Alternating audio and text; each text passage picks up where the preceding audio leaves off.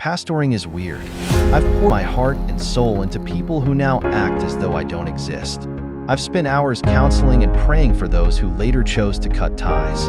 I've publicly honored individuals who later slandered me, treating me like a villain. Yet there are others, with whom I rarely speak, who respect and honor me deeply.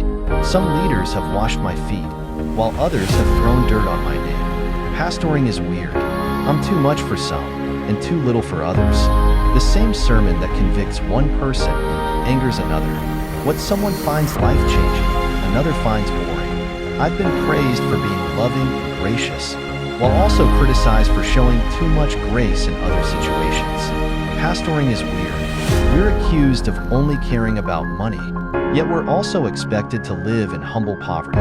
If you have nice things, you're labeled greedy and materialistic. If you don't, people assume you're in rebellion and not. Blessed by God, we're constantly asked to give our time, money, and resources, yet when we set boundaries to protect our mental health or care for our families, we're seen as selfish. Pastoring is weird. Everything you say and do can be used against you by anyone who is disgruntled or bored. Every mistake is amplified as proof you're unqualified. While your victories are often overlooked because they're expected, our personal lives, hobbies, friendships, and even family are scrutinized by people looking for faults. Pastoring is weird. You give everything you have, yet still feel like it's not enough. You can't meet everyone's expectations. There's always someone who believes they could do a better job, but instead, they sit on the sidelines and criticize. Pastoring is weird. You try to protect the sheep from wolves, but somehow end up being accused of being a wolf yourself. Sometimes other shepherds, who don't even know you, spread lies about you and your flock. Pastoring is weird, but in the midst of all this, there are moments that make it all worth it.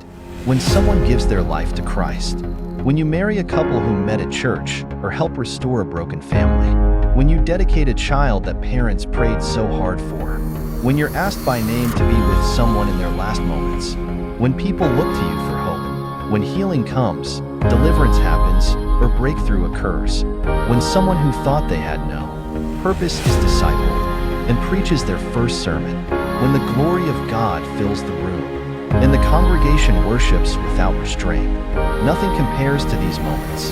Pastoring is weird. It's challenging, heartbreaking, and can be discouraging, but it's also fulfilling, inspiring, and life-changing.